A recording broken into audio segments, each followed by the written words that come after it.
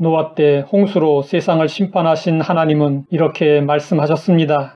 땅이 있을 동안에는 심음과 거둠과 추위와 더위와 여름과 겨울과 낮과 밤이 쉬지 아니하리라.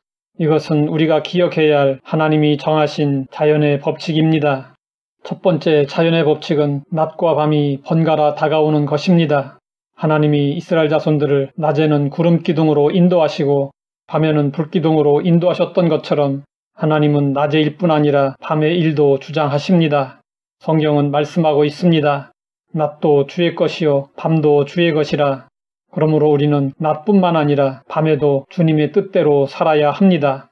낮 시간 동안 어려움이 있으면 낮의 주인이신 하나님께 기도하면 되고 밤 시간에 어려움이 있으면 밤의 주인이신 하나님께 기도하면 됩니다. 성경은 또 말씀하고 있습니다. 나는 빛도 짓고 어둠도 창조하며 나는 평안도 짓고 환난도 창조하나니 나는 여호와라. 이 모든 일들을 행하는 자니라. 사람들은 어두운 밤을 두려워합니다. 그러나 우리 삶에는 빛도 필요하고 어둠도 필요합니다. 하나님은 우리에게 빛만 주시지 아니하시고 때로 어둠도 주십니다. 우리에게 평안만 주시지 아니하시고 환난도 주십니다. 사람들은 낮과 빛은 긍정적으로 밤과 어둠은 부정적으로 생각합니다. 그러나 하나님은 만물을 창조하실 때 불필요한 것들은 만들지 않으셨습니다. 우리에게 빛만 필요하다면 온통 빛의 세상으로 만드셨을 것입니다. 그러나 밤과 어둠을 함께 만드셨습니다. 우리에게 밤과 어둠이 다 필요하기 때문입니다. 흙으로 만들어진 우리의 육체는 연약하여 반드시 휴식이 필요합니다. 그래서 낮에는 열심히 일하고 밤에는 잠을 자야 합니다. 우리 인생에는 밝은 빛만이 아니라 어둠도 필요합니다. 빛만 유익한 것이 아니라 어둠도 유익합니다. 야곱은 빛 가운데서 편안하게 지낼 때 하나님을 만나지 못했습니다. 그러다가 형 에서의 복수를 피해 도망갈 때 짙은 어둠 속에서 하나님을 만났습니다. 하나님을 의지하고 나아가면 밤도 어둠도 우리에게 유익이 됩니다. 그러므로 지금 우리의 현실이 어둡고 캄캄해도 절대로 낙심하면 안 됩니다. 밤이 깊을수록 새벽이 다가오고 있음을 우리는 잊지 말아야 합니다. 우리가 기억해야 할 두 번째 자연의 법칙은 추위와 더위, 여름과 겨울이 반복되는 것입니다. 성경은 말씀하고 있습니다.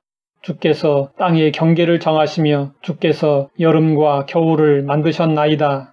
하나님은 낮과 밤뿐 아니라 여름과 겨울도 적절히 사용하십니다.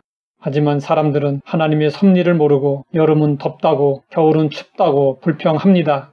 추위로 인해 고통스러운 겨울을 좋아하는 사람은 거의 없습니다. 하지만 하나님은 겨울을 만드시고 우리로 겨울을 보내도록 하십니다. 하나님이 하시는 일에는 다 의미가 있습니다. 사람들은 좋은 환경에만 있으면 그것이 얼마나 좋은지 깨닫지 못합니다. 겨울이 있기에 봄을 그리워하고 봄을 아름답다고 생각합니다. 아프리카 선교사였던 윌리엄 모리슨의 시에 이런 내용이 있습니다. 온 시절이 여름뿐이면 내 어찌 알리오 눈같이 희게 씻어주신다는 그 말씀을 날들이 늘 봄처럼 빛난다면 내 어찌 깨달을 수 있으리요. 이제 주님의 나라에 이르면 모든 눈물을 닦아주신다는 그 말씀을 이처럼 겨울은 여러 가지 깨달음을 주며 우리를 성숙의 길로 인도합니다. 우리 인생은 언제나 잎이 푸르고 무성한 여름이 아닙니다. 우리 인생에도 고난의 찬바람이 부는 겨울이 다가옵니다. 고난의 찬바람을 맞으며 푸른 잎이 하나 둘 떨어지면 그동안 외적인 것들로 가려졌던 우리의 불완전함이 드러나게 됩니다. 자신을 참으로 알게 될 때 우리는 비로소 절대자 하나님을 찾게 됩니다.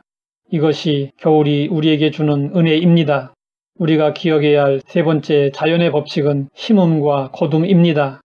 노아 홍수 이전에는 지구의 환경이 너무 좋아서 씨 뿌리지 않아도 먹고 사는데 지장이 없었습니다. 하지만 홍수 이후에는 심고 거둠으로 살아가는 법칙이 만들어졌습니다.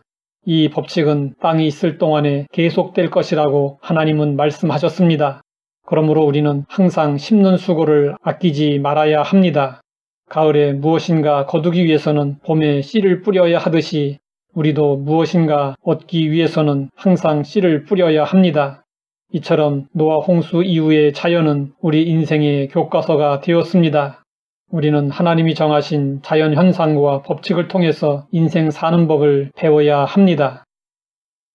하나님 아버지, 자연의 현상과 법칙에서 인생 사는 법을 알게 하시니 감사합니다. 어떤 환경 가운데에도 하나님의 은혜가 있음을 알고 그 은혜를 누리게 하옵소서. 예수님의 이름으로 기도드립니다.